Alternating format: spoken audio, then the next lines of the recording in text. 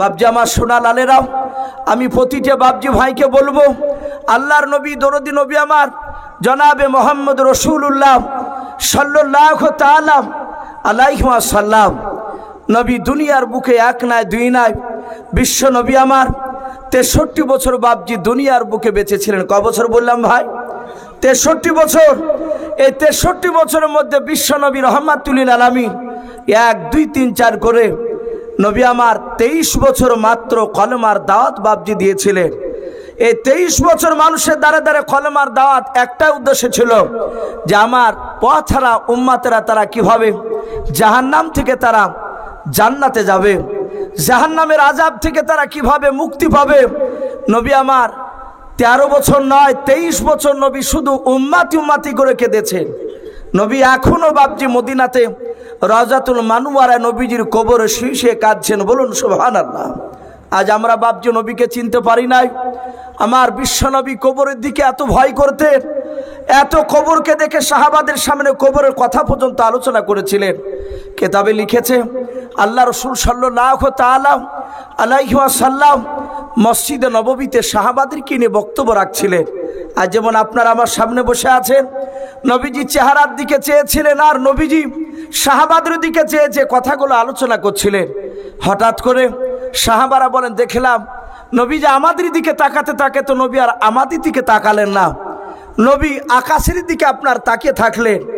আর নবী যেন কার সাথে কথা বলছিলেন। ওই সময় হযরতে সম্রাট জিবরিল আলাইহিস সালাম, আল্লাহর যে ফেরেশতা নবীর কাছে আসা যাওয়া করতেন ওহিনে, জিবরিল আলাইহিস সালাম হঠাৎ করে আসমান থেকে নবীকে ডাক দিয়ে বলছেন, আসসালামু আলাইকা ইয়া রাসূলুল্লাহ ইয়া হাবিবাল্লাহ। নবী আপনি আমার হাতের দিকে তাকান। বিশ্বদরদি নবী আমার মসজিদে নববী মিম্বারে বসে সাহাবাদের দিকে না থেকে জিবরিলের দিকে তাকালেন। তাকানোর পর জিবরিলকে ডাক দিয়ে বলছেন, ওগো জিবরিল, ওগো জিবরিল বলো তুমি কেন আমাকে তাকাতে বলে বলো। সাথে হাতে জিবরিল বলছেন, হুজুর আপনি আমার ডান হাতের দিকে তাকান, আপনি কিছু দেখতে পাচ্ছেন আমার ডান হাতে? বিশ্বনবী দরদি নবী আমার তাকিয়ে বলেন, ওগো জিবরিল আমি এমন কিছু জিনিস দেখতে পাই নাই, কিন্তু কয়েকটা জিনিস আমি দেখতে পাচ্ছি। বলে কি? বলো। ডাক দিয়ে বলছেন, ওগো জিবরিল ভাই তোমার ডান হাতে দরজা আমি দেখতে পাচ্ছি, বেশ কয়েকটা দরজার ছবি। বলে কটা দেখতে পাচ্ছেন নবী আপনি ভালো করে একটু গনে গনে বলুন। বিশ্বনবী মদিনা থেকে তাকে আসমানের দিকে তাকাচ্ছে, জিবরিলের হাতের দিকে নবীজি 1 2 3 4 করে 7টা দরজা দেখতে পাচ্ছে কথা বললেন। ওগো আল্লাহ রসুল এই 7টা দরজা কিসের আপনি জানেন? বলে না জিবরিল ভাই আমি জানি না। কেন তুমি নিয়ে এসেছো বলো? 7টা দরজা কিসের নিয়ে এসেছো? হযরতে জিবরিল আলাইহিস সালাম বলে, নবী গো 7টা দরজা হচ্ছে জাহান্নামের 7টা দরজা। আমরা জানি জাহান্নাম কটা? 7টা, জান্নাত 8টা। বলে নবীজি 7টা জাহান্নামের দরজা আমি আপনার কাছে নিয়ে এসেছি দেখাতে। বলে কি দেখাবে? 7টা জাহান্নামের দরজার ছবি বলো। বলে নবী গো এই যে প্রথমকার দরজা দেখতে পাচ্ছেন? বলে হ্যাঁ। এই প্রথমকার দরজা দিয়ে কোন নবীর বেঈমান উম্মতি জাহান্নামে যাবে, এভাবে আপনাকে বলার জন্য, একটু দেখানোর জন্য মহান রব্বুল আলামিন আমাকে আপনার কাছে পাঠিয়েছে জাহান্নামের দরজা ছবিগুলো নিয়ে। সাহাবায়ে কেরামরা বলেন আমরা সকলেই চুপচাপ নবীজির কথাগুলো শুনছিলাম। নবীজি তাকে থেকে কথা বলছিলেন, আসমানের দিকে আমরা তাকালাম, আমরা কাউকে দেখতে পেলাম না, কিন্তু বিশ্ব নবী দরুদ নবী আমার উনি তাকে থেকে কথা বলছিলেন। হঠাৎ করে নবী বলেন, ওগো জিবরিল ভাই তুমি বলো প্রথমকার দরজা দিয়ে কোন নবীর বেঈমান উম্মতে জাহান্নামে যাবে বলে দাও। হযরতে জিবরিল আলাইহিস সালাম ডাক দিয়ে বলেন, নবী গো প্রথমকার দরজা দিয়ে হযরতে আদম সফিউল্লাহ আলাইহিস সালাম, হযরতে শীষ নবী আলাইহিস সালাম, হযরতে দানিয়াল আলাইহিস সালাম, এসব কয়েকটা নবীর উম্মত কিছু বেঈমান উম্মতে হবে, তারা প্রথমকার দরজা দিয়ে তারা জাহান্নামে চলে যাবে। আল্লাহর নবীজি ডাক দিয়ে বলেন, ওগো জিবরিল ভাই 2 নাম্বার দরজা তুমি তাড়াতাড়ি নবীজির নামটা বলে দাও। 2 নাম্বার জিবরিল আলাইহিস সালাম ডাক দিয়ে বলছেন, নবী গো 2 নাম্বার দরজা দিয়ে হযরতে মুসা নবী পয়গম্বর আলাইহিস সালাম, হযরতে ইব্রাহিম খলিলুল্লাহ আলাইহিস সালাম, হযরত ইদ্রিস নবী আলাইহিস সালাম, হযরত জাকারিয়া নবী আলাইহিস সালাম, এভাবে কয়েকটা বাবা নবীজির নাম করলেন।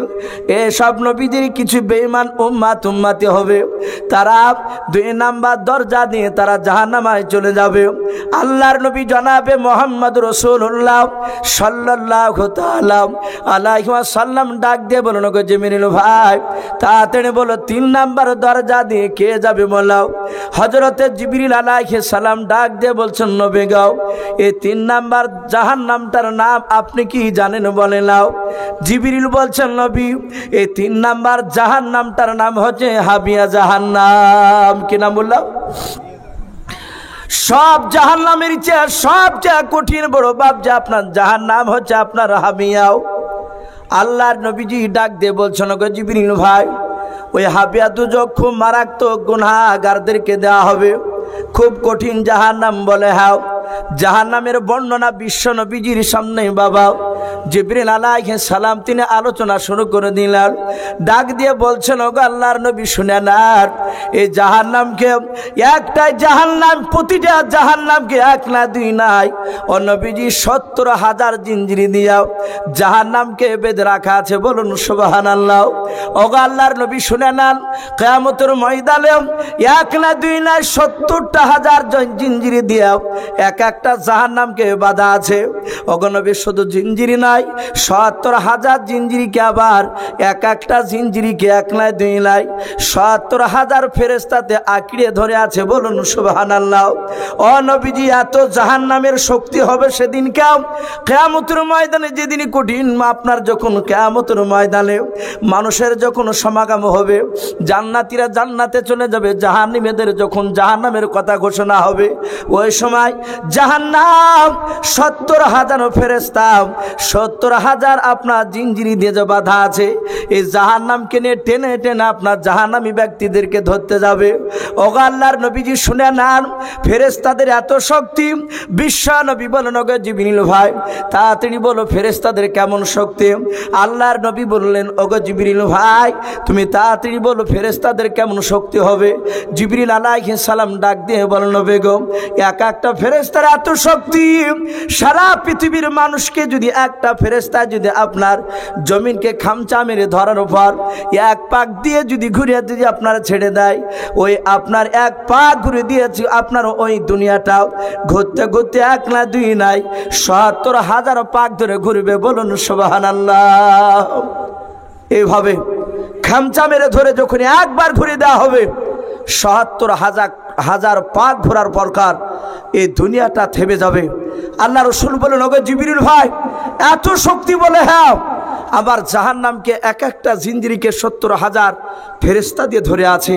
ওগো নবী এই হাবিয়া দুজক এত কঠিন, এই জাহান্নামে হযরতে লূত নবী আলাইহিস সালাম, হযরতে নূহ নবী পয়গম্বর আলাইহিস সালাম, এই সব নবীদের কিছু বেঈমান উম্মতিদেরকে পাঠানো হবে। এরা এত পাপী। ওগো নবী নূহ নবী পয়গম্বরের চেয়ে লূত নবী আলাইহিস সালামের উম্মতরা আরো বেয়াদব, ওরা আরো জানোয়ার। হযরতে বিশ্ব নবী ডাক দিয়ে বলছেন, ওগো জিবরিল ভাই বলো লূত নবী আলাইহিস সালামের উম্মতেরা তারা এমন কি গুনাহের কাজ করেছিল যে 3 নাম্বার হাবিয়া দুজকে তারা যাবে? এমন কি পাপ করেছিল একটু খুলে বলো। বিশ্বনবী রাহমাতুল লিল আলামিন জিজ্ঞাসা করলেন। সাথে হাতে বাবা জিবরিল আলাইহিস সালাম ডাক দিয়ে বলছেন, নবী আপনি শুনবেন লূত নবী আলাইহিস সালামের উম্মতরা কত বড় জানোয়ার ছিল। বলে আমি তো জানি না, কিন্তু জিবরিল তুমি একটু বললে ভালো হয়। তাফসীরে মারিফুল কোরআনে আল্লাহর নবী জনাবে মুহাম্মদ রাসূলুল্লাহ সাল্লাল্লাহু তাআলা আলাইহি ওয়াসাল্লাম সম্পর্কে বাপজি ওই লূত নবী আলাইহিস সালামের তার কওমের কথা বাপজি আলোচনা করা হয়েছে। কিতাবে লিখেছে লূত নবীর জামানার উম্মতরা, লূত নবীর উম্মতেরা এত গুনহার দিকে তারা লিপ্ত হয়েছিল। কোরআন শরীফে কয়েক জায়গায় বলা হয়েছে উলাইকা কালা আনাম, উলাইকা কালা আনাম, এরা চতুষ্পায় জানোয়ারের চেয়েও তারা খারাপ। এই লূত নবী আলাইহিস সালামের কওমেরা। জিবরিল বললেন, ওগো নবী তারা কি গুনার কাজ করত আপনি কি শুনতে চান না? নবীজি বলেন, হ্যাঁ আমি শুনতে চাই। জিবরিল তুমি একটু বলো তারা এমন কি গুনার কাজ করতো যে হাবিয়া দুজকে 3 নাম্বার দরজা দিয়ে তারা যাবে? ডাক দিয়ে বলছেন, নবী তারা নারীর দিকে বেশি চাহিদা করতো না, ওরা পুরুষের সাথে বিবাহ করত, তারা সুন্দর ছেলে দেখলে তাদের লোভ হতো, তারা জোর করে ধরে নিয়ে গিয়ে ছেলেদের সাথে তারা যেটা আরবিতে লবাতাত বলা হয়, যেগুলো পশুর মধ্যে বাপ যেগুলো দেখা যায় না, জানোয়াররা করে না, তাই এরা উলাইকা কাল আনাম, চতুষ্পা জানোয়ারের চেয়ে খারাপ আল্লাহ কোরআনে বলেছেন। ওগো আল্লাহ রাসূল সাল্লাল্লাহু তাআলা আলাইহি ওয়াসাল্লাম আমি জানি, আমি লূত নবীর কওমদেরকে দেখেছি। বলে তুমি কেমন করে দেখলে? তুমি লূত নবীর কাছে কতবার এসেছিলে বলো? বলে নবী আমি 1 নাই 2 নাই, আমি লূত নবী আলাইহিস সালামের কাছে মাত্র 50 বার এসেছিলাম। বলুন সুবহানাল্লাহ। আমি 50 বারের মধ্যে আমি দেখেছিলাম লূত নবীর কওমদের শয়তানি, তাদের বুদ্ধি দেখেছিলাম। ওগো নবী শুধু তাই নয়, লূত নবীর কওমকে পর্যন্ত ধ্বংস করার জন্য আমাকে পাঠিয়েছিল। আমি এসেছিলাম। বলে কেমন করে তোমাকে পাঠানো হয়েছিল একটু বলো। জিবরিল বলছেন, হুজুর যখন গুনাহার দিকে যখন একেবারে তারা জড়ে গেল, ওই সময় আল্লাহ ডেকে বলেন, ওগো জিবরিল তুমি আর তোমার সাথে আরেকজন ফেরেশতাকে নাও, যে ফেরেশতার নাম কিতাবে এসেছে হযরতে মিকাইল আলাইহিস সালাম। 2 ফেরেশতাতে 14 থেকে 15 বছর কিংবা 16 বছরের বালক সেজে তোমরা সুন্দর ফুটফুটে ছেলে রূপ ধরে যাও, যে হযরতে লূত নবী আলাইহিস সালামের খাজুর বাগানে গিয়ে তোমরা অপরিচিত মানুষের মতো দাঁড়িয়ে থাকবে, তোমরা দাঁড়িয়ে থাকবে। আমি লূত নবীকে সেখানে তোমাদের কাছে পৌঁছে দেওয়ার ব্যবস্থা আমি করে দিব। শুনে নাও, লূত নবী তোমাদের কাছে আসার পর তোমাদেরকে লূত নবীর বাড়ি নিয়ে যাবে। লূত নবীর বাড়ি যাওয়ার সময় খাজুর বাগান থেকে লূত নবীর বাড়ি যাওয়া পর্যন্ত যদি লূত নবী আলাইহিস সালাম তার কওমকে যদি বলে ফেলে, তার কওমের কথা, তার উম্মতের কথা যদি বলে, দেশের কথা, যে ভাই তোমরা কেন এখানে এসেছো? এই দেশের মানুষেরা উলাইকা কাল আনাম, জানোয়ারের চেয়েও তারা খারাপ। হে আমার ভাইয়েরা, তোমরা কি জানতে কেন এই দেশের কুকর্মের কথা? তোমরা কেন এসেছো? হে জিবরিল, হে মিকাইল, যদি লূত নবী এইভাবে পরপর 3 বার তার দেশের দুর্নাম যদি সে করে, বদনাম করে, তাহলে লূত নবীর দেশকে ধ্বংস করা ফরজ হয়ে যাবে। শুনে নাও, আর পৃথিবীর কোনো মানুষ আর এ দেশকে রক্ষা করতে পারবে না। আমি হুকুম দিয়ে দিলাম ধ্বংস করে চলে আসবে। আর যদি 2 বার বলে, 3 বার যদি না বলে, তাহলে দেশকে ধ্বংস করবে না। জিবরিল বলছেন, ওগো নবী, ওগো মওলা, আপনার নবী লূত নবী যদি বলে যে আমার দেশকে ধ্বংস করো না, তাহলে আমি কি ছেড়ে দিয়ে আসবো? বলে না, লূত নবী যদি অনুনয় বিনয় করে তবু তার কথাকে মানা যাবে না। যদি সে 3 বার যদি তার দেশের বদনাম যদি সে নিজে করে ফেলে। এরা দুজনাই, জিবরিল বলছেন আমি আর মিকাইল দুজনাই সুন্দর ফুটফুটে চেহারা নিয়ে আমরা খাজুর বাগানে দাঁড়িয়েছি, লূত নবীর খাজুর বাগানে। তফসিরে লিখেছে লূত নবী আলাইহিস সালামের 5টা বাপজি বিটি ছিল, তার মধ্যে একটা বিটি বেড়াতে বেড়াতে খেজুর বাগানের কাছে গিয়েছেন, যার পর 2টো অপরিচিত বাচ্চা ছেলে, সুন্দর চেহারাবান ছেলে দুটোকে দেখার পরে ডাক দিয়ে বলছেন, ওগো যুবক, ওগো ভাই, আচ্ছা তোমাদের কি বাড়ি এখানে নাই? তোমরা এখানে কি করছো? বলে আমরা এখানে দাঁড়িয়ে আছি, আমাদের বাড়ি এই দেশে না। যাহাতে জিবরিল বলছেন আমি এই কথাটা বললাম, লূত নবীর বিটি এই কথাটা শুনে বাড়ি চলে গেল। বাড়ি যাওয়ার পর লূত নবীকে ডাক দিয়ে বলছেন, ওগো আব্বা, আপনি তাড়াতাড়ি যান, 2টো ছেলে সুন্দর, ও লাগবে না, 2টো ছেলে সুন্দরভাবে আমাদের খেজুর বাগানে এসে দাঁড়িয়ে আছে, আপনি যান, সেখানে দেখেন গা ছেলে 2টো অপরিচিত, হয়তো বসেন, অপরিচিত মানুষ, দেখেন গা ওরা হয়তো রাস্তা ভুল করে এখানে চলে এসেছে। ওগো আব্বা যান, তাড়াতাড়ি যান, নাহলে দেশের লোকেরা দেখলে তাকে ধরে নিয়ে চলে যাবে, আমাদের দেশের বদনাম হয়ে যাবে। হযরত লূত নবী আলাইহিস সালাম নিজের কলিজা টুকরা বিটির মুখ থেকে সোনার পাত ধরে চলে আসলেন একটা চাদর কাঁধে করে নিয়েও। হযরত জিবরিল আলাইহিস সালামের কাছে এসে বাবা সালাম দিলেন, আসসালামু আলাইকুম ওয়া রাহমাতুল্লাহি ওয়া বারাকাতুহু। লূত নবী আলাইহিস সালাম সালামের বাবা যখন দিলেন, ওই ফেরেশতা দুজন সালামের উত্তর দিয়ে দিলেন। হযরত জিবরিল আলাইহিস সালাম, মিকাইল আলাইহিস সালাম লূত নবীকে দেখে চিনতে পেরে গেছেন ইনি নবী, কিন্তু লূত নবী আলাইহিস সালাম এদের দুজনকে বাবা চিনতে পারে নাই, যে এনারা সম্রাট 4 জন ফেরেশতার মধ্যে এরা 2 জন ফেরেশতা সম্রাট এর চিনতে পারে নাই। ডাক দিয়ে বলেন, গো ভাই তোমরা কি রাস্তা ভুলে চলে এসেছো? তোমাদের কি বাড়ি আমাদের দেশে না? এরা 2 জন ফেরেশতা বলেন, হুজুর আমাদের বাড়ি আপনার দেশে না। কথা মিথ্যা বলা হয়নি, যেহেতু ওনাদের বাড়ি তো ওখানে নাই। বলে ভাই তোমরা রাস্তা ভুল করেছো। বলে না, আমরা এই জায়গায় দাঁড়িয়েছি একটা কারণে এসেছি।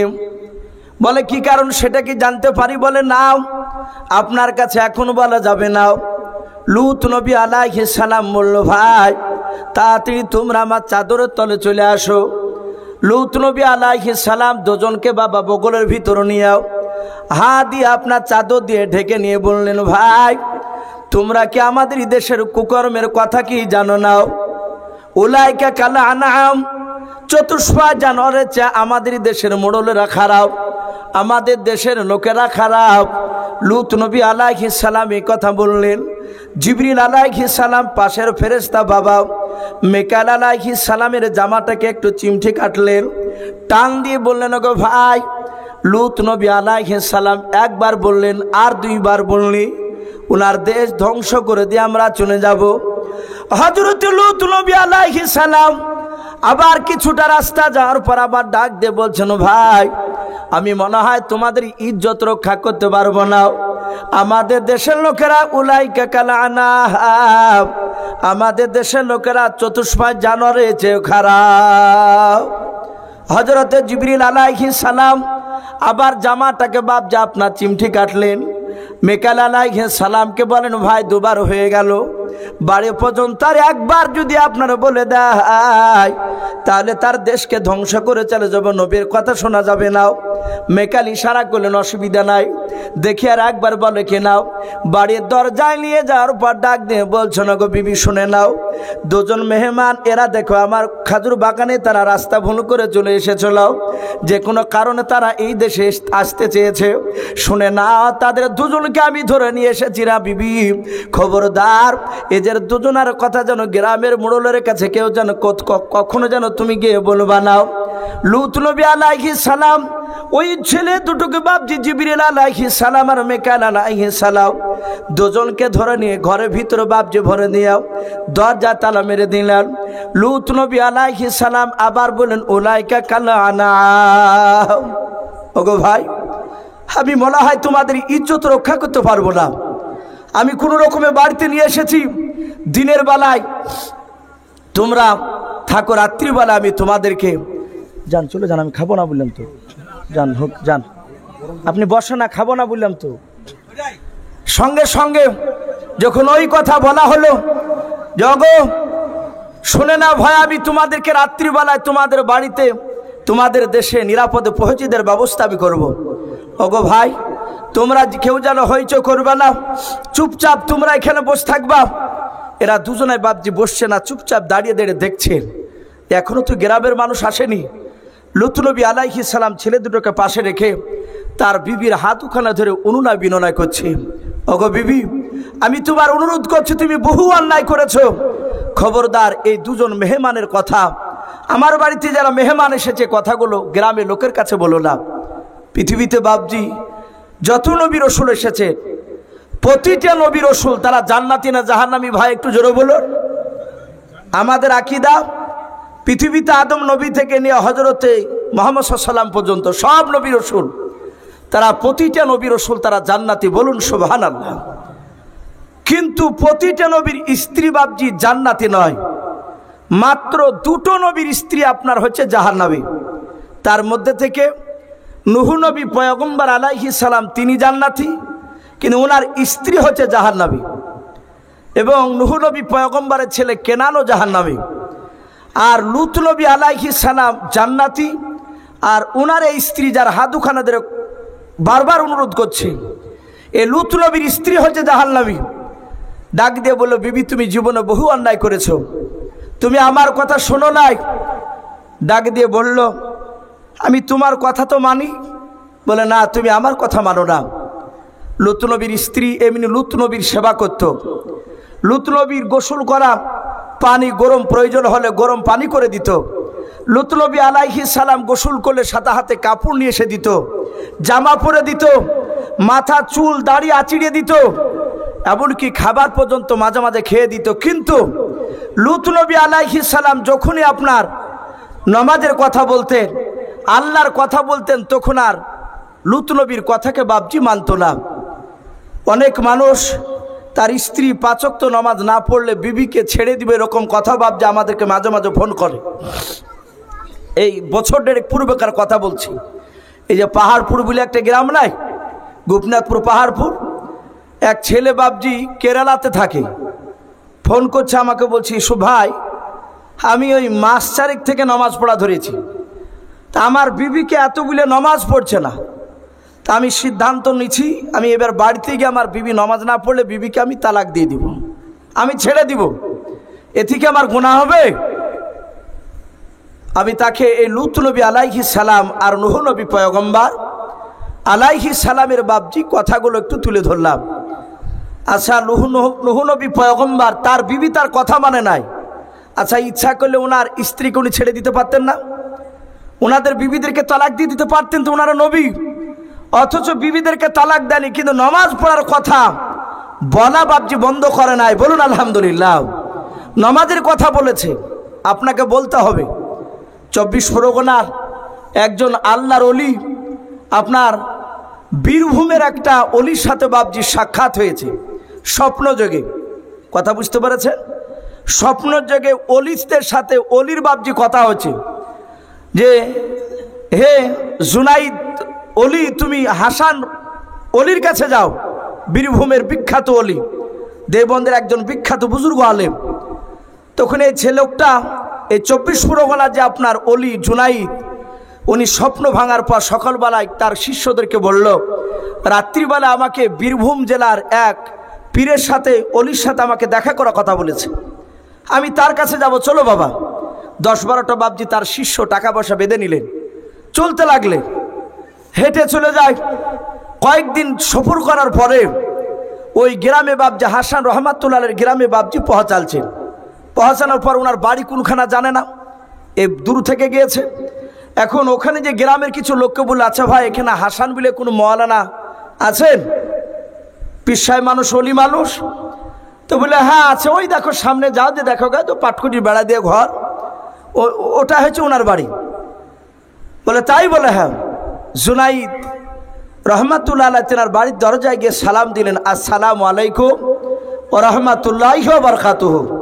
কারো বাড়িতে গেলে বাপজি প্রথমে সালাম দেওয়াটা হয়তো নবী সুন্নাত। বলুন সুবহানাল্লাহ। আপনি 5 ওয়াক্ত নামাজ পড়ছেন, কারো বাড়িতে আপনি যাচ্ছেন, সালাম দিয়ে ঢুকলেন না, সোজা বাড়িতে চলে গেলেন, আপনি কিয়ামতের ময়দানে যতই নামাজ পড়েন দুনিয়ায়, কিয়ামতের ময়দানে জান্নাত যেতে গিয়ে আপনি আটকা পড়ে যাবেন। কারণ ওই যে বাড়িতে যাওয়া সালাম দেওয়া সুন্নাত, আপনি আমল করা নাই, ওটা আপনাকে কিয়ামতের ময়দান আপনাকে জবাব দিতে হবে। জুনাইদকে সালাম দিলেন, বাড়ির ভিতর থেকে বাপজি সালামের উত্তর বেরিয়ে আসলো না। আবার সালাম দিলেন, উত্তর বেরিয়ে আসলো না। আবার দিলেন, বেরিয়ে আসলো না। তারপর চতুর্থ বেলায় বাড়ির নাম ধরে ডাকলেন, হাসান সাহেব আছেন? তখন আড়াল থেকে একটা মেয়ে উত্তর দিয়ে বলল ওনার স্ত্রী যে হাসান সাহেব নেই। বলে কোথায় গিয়েছে? বলে আমি বলতে পারবো না, আমি নাই বললাম তো। জুনাই দেখলেন বাড়ির ভিতর থেকে মেয়েটা এত কর্কশ ভাষায় কথা বলছে, রেগে গিয়ে বললেন, আচ্ছা উনি তো বুজুর্গ মানুষ, আল্লাহওয়ালা মানুষ, আমরা অনেক দূর থেকে এসেছি, 24 পরগনা থেকে। ডাক দিয়ে বলে, এই আমার স্বামী পীর লাই, অলি লাই, ও ভণ্ড লোক বলে বাপজি আপনার চলে যাচ্ছে। জুনাইদের যে বাপজি শিষ্য ছিল তারা কয়েকজন বলছে, হুজুর একই শয়তান আপনাকে স্বপ্ন দেখালো নাকি? এত দূর টাকা খরচ করে আসার পর বলছে যে অলি লাই। নিজের স্ত্রী যদি খারাপ বলে তাহলে লোকটা কোনোদিন ভালো হতে পারে না, চলেন বাড়ি, আর দেখা করতে হবে না। জুনাইদ বললেন, ভাই আমার সাথে শয়তান কথা বলতে পারে না, এটা শয়তানের স্বপ্ন হতে পারে না। আমি যখন এসেছি লোকটার সাথে একটু দেখা করে যাবো, সে ভালো হোক আর খারাপ হোক, আমি দেখা করে যাব। আবার গ্রামের লোকের কাছে এসে বললো, আচ্ছা হাসান সাহেবের বাড়ির স্ত্রী তো বললো না, আচ্ছা ওই লোকটা কোথায় আছে বলতে পারবেন? কিছু লোক বললো, ওই দেখো জঙ্গলে যাও, কাঠ কেটে বিক্রি করে তার খাবার, সেই কাঠের টাকা বিক্রি, কাঠ বিক্রি করে টাকা যা ইনকাম হয় ওইতে খাবার কিনে বাড়ি আসে। জুনাইদ রহমাতুল্লাহ আলাই ওনার শিষ্যদেরকে নিয়ে যাচ্ছেন, দেখছে বিরাট বড় বাবজি একটা বাঘে চেপে হাসান রহমাতুল্লাহ আলাই কাঠের বোঝাকে বাঘের পিঠের ওপর চেপে নিয়ে উনি চেপে চেপে চলে আসছেন। বলুন সুবহানাল্লাহ। এরা দূর থেকে আশ্চর্য হয়ে গিয়েছে যে নিশ্চয় এই বুজুর্গ লোক জঙ্গলের বাঘ উনার তাবে। যারা আল্লাহর হয়ে যায়, পৃথিবীর সব মাখলুকাত আল্লাহ রাব্বুল আলামিন চাইলে তার তাবে করে দেন। বলুন সুবহানাল্লাহ। তাবে হয়ে যায়। শেখ সাদী রহমাতুল্লাহ আলাইহি নাম শোনা না? বিখ্যাত বুজুর্গ, নবীর কবর জিয়ারত করতে গিয়ে রাস্তা ভুলে গেছে। জঙ্গল থেকে বাঘ এসে শেখ সাদী রহমাতুল্লাহ আলাইহিকে নবীজির রওজা রাস্তাটা দেখে দিচ্ছেন। বলুন সুবহানাল্লাহ। যারা আল্লাহর হয়ে যায়, আল্লাহ তার হয়ে যায়, আল্লাহর মাখলুকাত তার তাবে হয়ে যায়। সাথে হাতে বললেন, হুজুর আপনি এত বড় বুজুর্গ, আপনার বিবিকে কেন আপনি তালাক দিতে পারেননি? ওই হস্তানি মেয়েকে কেন রেখেছেন, বজ্জাত মেয়েকে? ডাক দিয়ে বলল, বাবা তোমরা জানো না, ওই আমার বিবির লেগে আজকে বাঘ আমি তাবে করতে পেরেছি। বলুন সুবহানাল্লাহ। বলে, হুজুর কথা বুঝে আসলো না আমার, কিভাবে আপনি করলেন এটা বলুন। বলে, আমার বিবিকে যতবারই আমি নামাজের কথা বলি ততবারই মহান রব্বুল আলামিন আমার আমল নামায় 30 টাকার নেকি লিখে থাকেন। বলুন সুবহানাল্লাহ। আমি সব সময় 5 ওয়াক্ত নামাজে আমি নামাজ পড়ার কথা বলি, পর্দার কথা বলি, সব বলি। আমার বিবির সব কিছু ঠিক আছে, কিন্তু এই টুপিওয়ালা দাড়িওয়ালাকে দেখতে পারে না। তাই তোমরা টুপিওয়ালা দেখে আমার স্ত্রী আমাকে গালি দিয়েছে। ওকে শুধু নামাজ পড়া কথা বলি এই কারণে। বাপজি আমার সোনা লালেরা, স্ত্রী যদি খারাপ হয় তাকে বোঝানোর চেষ্টা করতে হবে, তাকে দিনের দাওয়াত দিতে হবে, নামাজের কথা বলতে হবে। কিন্তু আমরা উল্টো, এই যে গরমের দিন, এখন শীতের সময়তে বাপজি একই লেপে তলে স্বামী স্ত্রীতে শুয়ে আছে। ফজর আজান হচ্ছে, আর সলাতু খায়রুম মিনান নাওম। স্বামী লেপের ভিতর থেকে বেরোচ্ছে নামাজ পড়ার জন্য, আর বিবিকে বলছে, বিবি তুমি ঘুমাও, আমি নামাজ পড়ে আসি। এরকম নাই আমাদের মধ্যে? কিন্তু বিবিকে বলি না যে বিবি উঠো, আমি নামাজ পড়তে যাচ্ছি মসজিদে, তুমি অজু করে বাড়িতে নামাজ পড়তে দাঁড়াও। এরকম কথা আমরা বলি না। বাপজি আমার সোনা লালেরা, হযরতে লূত নবী আলাইহিস সালাম ওনার বিবিকে ডাক দিয়ে বলল, বিবি তুমি খবরদার এই মেহমানের কথা গ্রামের লোকের কাছে আর বললো না। কিন্তু লূত নবীর স্ত্রী গ্রামের মুরলদেরকে বলতো যে আমার স্বামী আমাকে খুব টাইট করছে, বাড়ি থেকে বেরোতে দিছে না। শুনে না, আমি যদি যে আসতে না পারি, আমার বাড়িতে মেহমান আসলি আমি সময় পেলে বাড়ির ছাদে উঠে আমি কাপড় নড়াবো, আমি কাপড় দেখাবো, উড়াবো। আর ওই কাপড় দেখে তোমরা ধারণা করবা যে নিশ্চয় লূত নবীর বাড়িতে কোনো নতুন মেহমান এসেছে বেটা ছেলে। এই কথাটা আগে মুরলদেরকে বলে রেখেছিল। লূত নবী আলাইহিস সালাম উনি চিন্তা করলেন, বিবি মনে হয় এই কথাটা আর বলবে না। ভাইরা আমার, বাবা জীবনেরাও, সঙ্গে সঙ্গে লূত নবী আলাইহিস সালামের বিবি বাবা ছাদের ওপর উঠে একটা কাপড়কে আপনার ওড়াতে শুরু করে দিলাও। ওই লূত নবীর গ্রামের কয়েকটা মোড়ল কাপড় উড়ানো দেখে বুঝতে পেরেছে লূত নবীর বাড়িতে আপনার মেহমান এসেছে। মোড়লেরা তাড়াতাড়ি আপনার মিটিং করে বলো, চলে এখনই লূত নবীর বাড়িকে ঘেরাও করতে হবে। হাজার হাজার আপনার বেঈমানেরাও লূত নবী আলাইহিস সালামের বাড়িকে গোল করে ঘেরাও করে ফেললাও। শুধু ঘেরাও নাই, বাড়ির ভিতরে পর্যন্ত প্রবেশ করার পর হযরতে লূত নবী আলাইহিস সালামকে ডাক দিয়ে বলল, ওগো লূত নবী, যদি তুমি বাঁচতে চাও, তোমার বাড়িতে ওই দেখো গোলাম দুটো মেহমান দেখতে পাওয়া যাচ্ছে, এত সুন্দর চেহারাও, তাড়াতাড়ি আমাদের হাতে তুমি তুলে দাও। লূত নবী আলাইহিস সালাম হাত দুখানা জোর করে বলল, গো গ্রামের লোকেরা, আমি তোমাদের হাত দুখানা পা দুখানা ধরে রে বাবা, এ মেহমানের দিকে তাকানো, এরা বিদেশি মানুষ, এদের সাথে কুকর্ম করলে আমাদের দেশের দুর্নাম হয়ে যাবে। ও গ্রামের মুড়লেরা খবরদার, তোমরা যেও না, নিয়ে যেও না। কিন্তু বাপজি মুড়লেরা শুনল না। লূত নবী আলাইহিস সালাম এদের দুজনকে বাপজি ডাক দিয়ে বলল, দুই আপনার মেহমানের হাত দুখানা ধরে বলল, ভাই আমি জানতাম না যে গ্রামের লোকেরা এভাবে চলে আসবে। শুনে না, ওরে আমার যুবক ভাইরা, তোমরা যেন চিন্তা করো না, আমার জন্য দোষ দিও না। আমি মনে হয় তোমাদের আর ইজ্জত আমান সম্মান রক্ষা করতে পারবো না। জিবরিল আলাইহিস সালাম কোনো কথা বলেন নাই, চুপচাপ বাপজি আর মিকাইল আলাইহিস সালাম দুজনাই বাপজি দাঁড়িয়ে দাঁড়িয়ে লূত নবী আলাইহিস সালামের বাপজি কান্নাগুলো দেখতেছিলেন। লাস্টে বেলা হযরত লূত নবী আলাইহিস সালাম ডাক দিয়ে বলেছিল, বাবা ওগো গ্রামের মোড়লেরাও, তোমরা কয়জনা মোড়ল আছো একটু হাত দুখানা তোলাও। 4-5টা মোড়ল বাপজি হাত তুলে বলো আমরা দেশের মোড়ল। শোনে না, আমরা যা বলবো সবই হাজার হাজার প্রজারা লোকেরা এরা আমাদের কথা মেনে চলে। লূত নবী আলাইহিস সালাম হাত দুখানা জোর করে বললাম, ওগো গ্রামের মোড়লেরা, তোমরা এই বাচ্চা ছেলে দুটোকে তোমরা জোর করে ছিনিয়ে নিয়ে যেও না, এদের ইজ্জতের হানি করো না। শোনে না, তোমাদের যৌন চাহিদা যদি তোমাদের মিটাতে হয়, আমার 5টা বেটে রয়েছে, এই 5টা বিটির বিয়ে হয় নাই, তোমরা 5 মোড়লের শরিয়ত অনুযায়ী আমার বিটিকে তোমরা বিয়ে করে নাও। বিয়ে করার পর তোমাদের যৌন তোমাদের ইচ্ছা তোমরা মিটে নাও। কিন্তু বাপজি মোড়লেরা বলল, ও লূত নবী তোর বিটি দিকে আমরা চাইলাম, আমরা চাই এই বাচ্চা দুটোকে নেওয়ার জন্য এসেছে। বারবার বাপজি তালা ভেঙতে যাচ্ছে।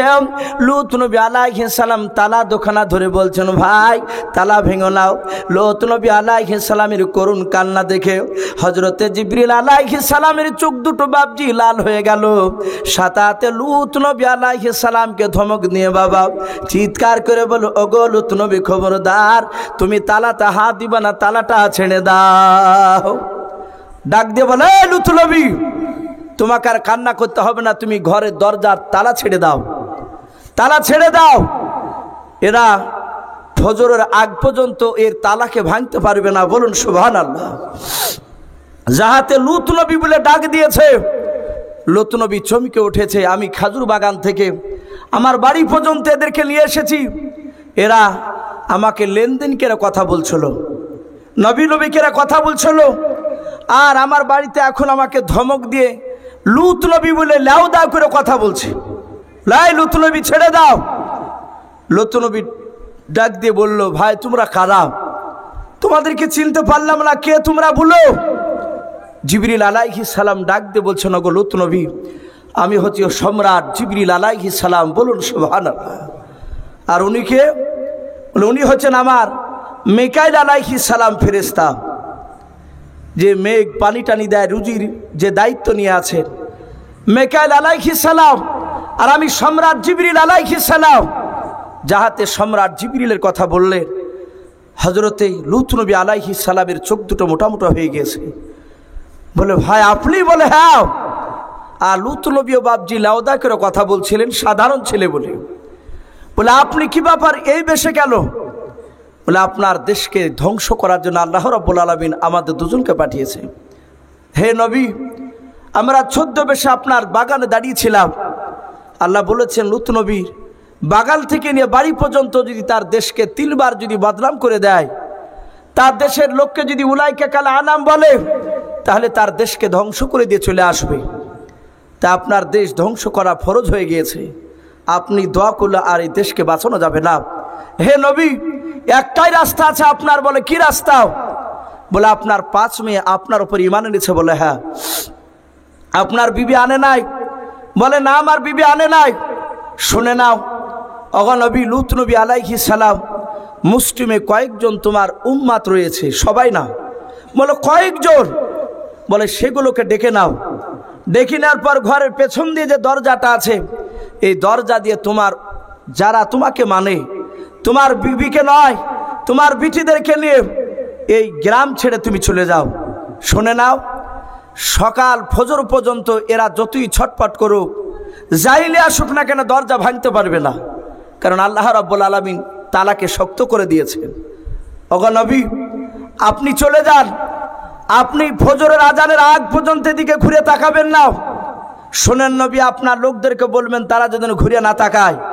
যারাই তাকাবে, এমনকি আপনি যদি ঘুরে তাকান যেতে যেতে, তাহলে আল্লাহর আযাবে আপনি গ্রেফতার হয়ে যাবে। বলে, আমি তাকাবো না। কিন্তু নবী, আপনার বিবি বড্ড চালাক। আপনার বিবি আপনার সাথে পালিয়ে যাবো, জানে যে আমার স্বামী নবী সে যা দোয়া করে, যা বলে তা ঘটে যায়। আমি মানি না ইচ্ছাকৃত, এটা আমার বদ অভ্যাস। ও কিন্তু আপনার সাথে পালানোর চেষ্টা করবে, পালিয়ে যাবে অনেকটা দূর আপনার সাথে।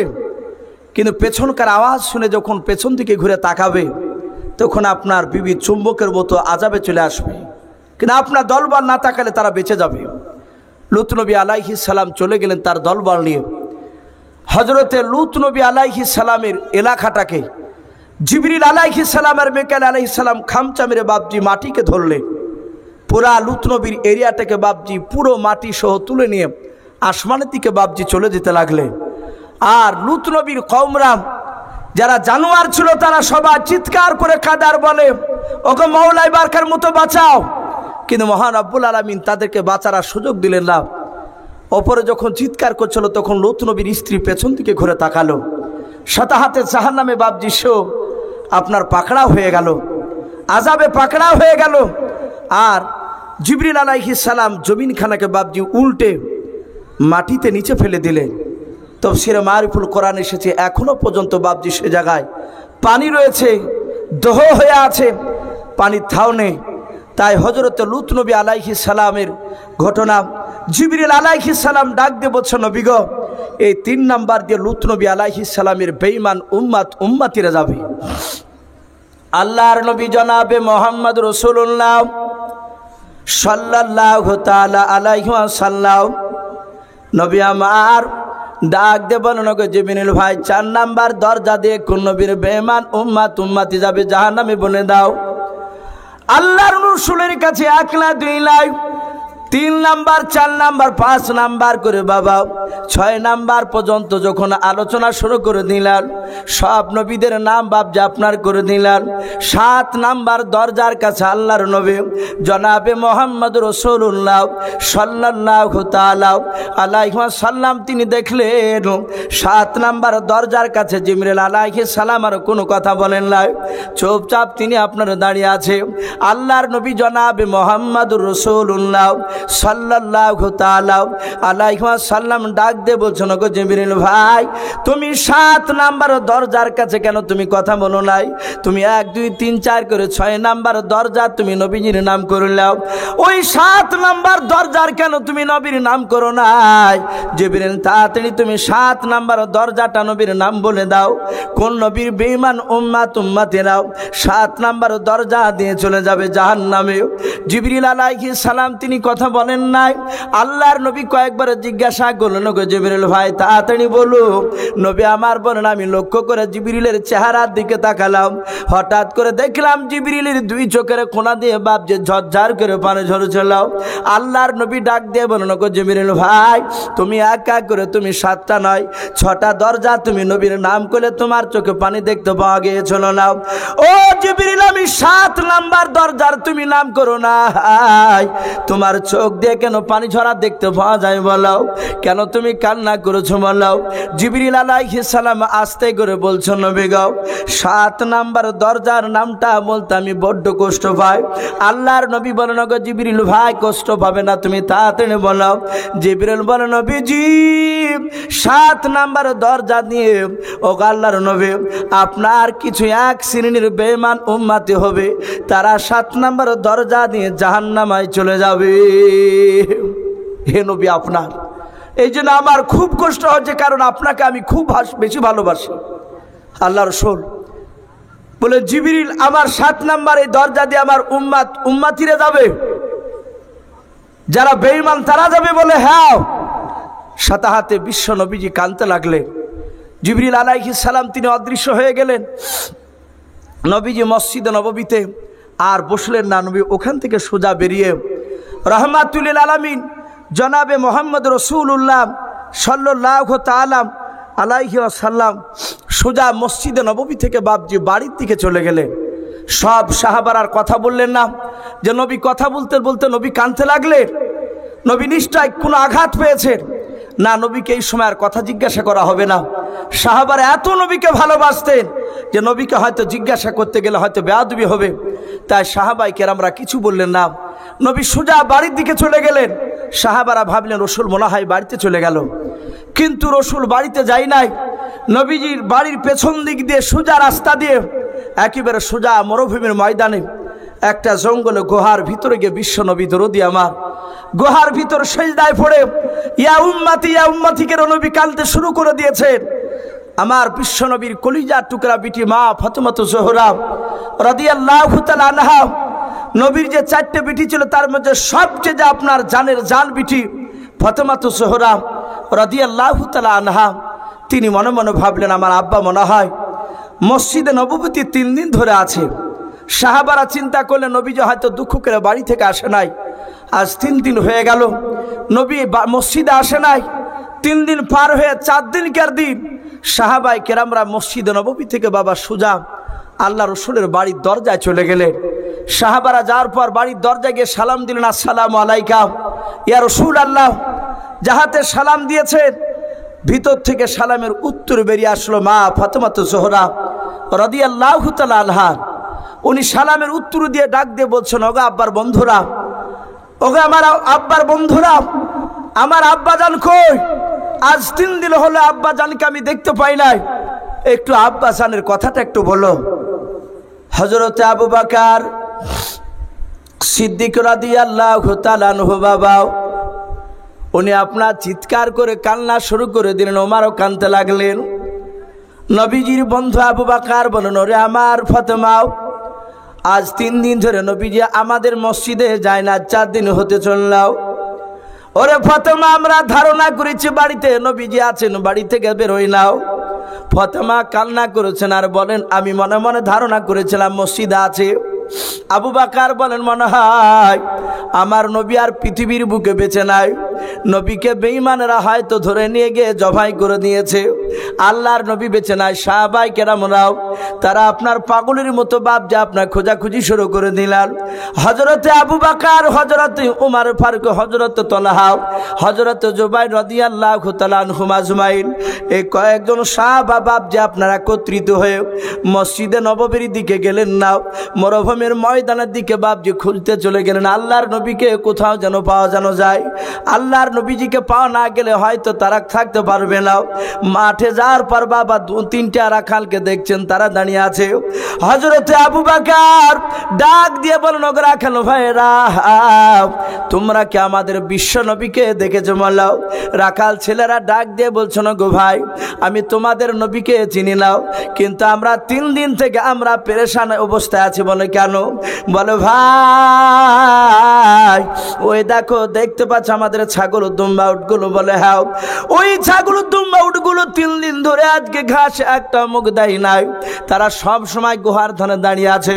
রাত্রিবেলা বাড়ি নিয়ে যাচ্ছে, বাড়িতে নিয়ে যাওয়ার পর বাড়িতে রেখে দিচ্ছি। তারা গভীর রাত্রিবেলা বাড়ি থেকে তারা পালিয়ে এসে এই গুহার চারিদিকে দাঁড়িয়ে দাঁড়িয়ে কান্না করেছে। ওরে ভাই, আজ 3 দিন ধরে আমরা পেরেশান অবস্থা আছি। কোথাকার পাগলে সে কেন কান্না করেছে? যাও যাও, তোমাদের নবী যদি হয় ওই পাগল নবীকে তোমরা আমাদের এখান থেকে নিয়ে যাও, আমাদেরকে একটু বাঁচাও, নাহলে আমাদের ছাগল দুম্বা উট বাঁচবে না, সব না খেয়ে মারা যাবে। হযরত ওমর ফারুক রাদিয়াল্লাহু তাআলা আনহু বাপজি এত নবীকে ভালোবাসতেন, এত নবীজিকে ভালোবাসতেন বাবা। হযরত ওমর ডাক দিয়ে বলছেন, গো রাখাল ভাইরা, তোমরা আমার বিশ্ব নবীজিকে চিনো না? বলে নাও। ও আল্লাহর নবীজিকে তোমরা পাগল বলো নাও। উনি দয়ার নবী, রহমতের নবী, জনাবে মুহাম্মদুর রাসূলুল্লাহ সাল্লাল্লাহু তাআলা আলাইহি ওয়াসাল্লাম তিনি কান্না করেছে। হযরতে আবু বকর বিশ্ব নবীর কাছে গেলেন। সব সাহাবারা বাপজি একত্রিত হয়ে গেলেন বাবা। হঠাৎ করে বাপজি চারিদিকে খবর পৌঁছে গেল যে সাহাবারা ছন্ন ছাড়া চারিদিকে খুঁজতে বেরিয়েছিল। সবাই মিলে বিশ্ব নবীর কাছে বাপজি যখন চলে আসলো, আবু বকর সিদ্দিক রাদিয়াল্লাহু তাআলা আনহু বিশ্ব নবীজির পৃষ্ঠ মুবারকে বাপজি আপনার হাত দিয়ে বলেন, আসসালামু আলাইকা রাসূলুল্লাহ। নবী আর কান্না করবেন না। ইয়ারফাউ রাসাকা, হে নবীজি আপনি তাড়াতাড়ি মাথাটাকে তোলান। আমার বিশ্ব নবী আপনার মাথা তুললেন নাও। নবী আমার কান্না শুরু করে দিয়েছেন, কান্না বন্ধ হয় না। হযরতে আবু বকর কয়েকবার ডাক দিয়ে নবীজি আবু বকরের ডাকে বাপজি সাড়া দিলেন নাও। আল্লাহ নবীজি সেজদা থেকে মাথা তুললেন নাও। হযরত ওমর বলছেন, গো আবু বকর, তোমার ডাকা নবীজি উঠবে নাও, এবার আমাকে ডাকতে দাও। আল্লাহর নবীজির সাহাবা হযরত ওমর ফারুক রাদিয়াল্লাহু তাআলা আনহুর ব্যাপারে বাবা সব সাহাবারা ডাক দিয়ে বলছেন, ওগো ওমর, তোমাকে আল্লাহ স্বয়ং ভালোবাসেন, বলুন সুবহানাল্লাহ।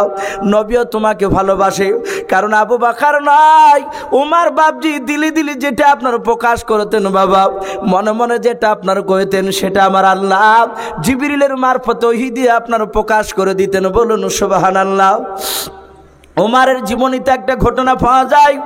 আল্লাহ রসুলের জামানায় বাপ যে আপনার এক শ্রেণীর মানুষকে মুনাফিক বলা হতো। মুনাফিক বাপ যে আপনার কাফেরের চেয়েও খারাপ। মুনাফিকরা দেখবেন আপনার সঙ্গেও ভালো ব্যবহার করবে, আবার আপনার বিরুদ্ধে গিয়ে বাবা অন্য জায়গায় আপনাকে মারার চক্রান্ত করবে। এদেরকে আপনার মুনাফিক বলা হয়। আল্লাহ নবীর জামানায় এক মুনাফিক আমার বিশ্ব নবীর পেছনে বাপ যে নামাজ পড়তো, আবার নবীজির কাছ থেকে চলে যাওয়ার পর উদবা সাহেবাদেরকে নিয়েও নবীজিকে মারার বাপ যে তারা ছক কষত। ওই মুনাফিক লোকটা মারা গিয়েছে। আল্লাহ রসুল বাপ যে মুনাফিকের বাপ যে আপনার জানাজা পড়তে গিয়েছে। অনেক লোক বাপ যে আপনার মুনাফিক রাত্রের লোকেরা ডাক দিয়ে বলে নবী আপনাকে জানাজা পড়াতে হবে। নবী চলে গেলেন। আল্লাহর নবী গিয়ে জানাজাতে বাপ যে দাঁড়িয়ে গিয়েছেন জানাজা পড়াবে। আর নবীজির পেছনে হযরত আমিরুল মুমিনিন ওমর ইবনুল খাত্তাব রাদিয়াল্লাহু তাআলা আনহু তিনি দাঁড়িয়ে গিয়েছেন জানাজা পড়ার জন্য। আল্লাহ রসুল বাপ যে নিয়াত করতে যাবেন তার আগে বিশ্ব নবীর সাহাবা হযরত ওমর নবীজের পেছন দিক থেকে জামাটাকে আপনার পাঞ্জাবিতে ধরে একটু ইশারা করলেন।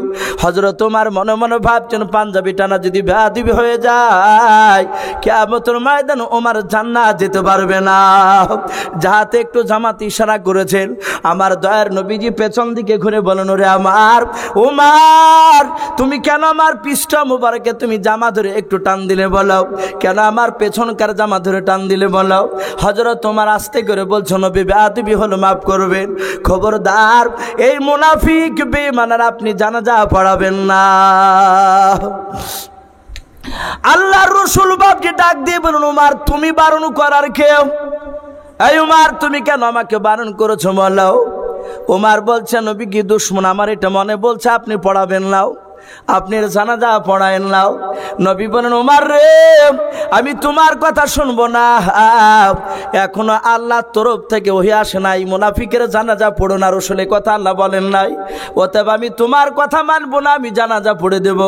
ওমরের কথা মানলো না, রসুল জানাজা পড়ে দিলেন।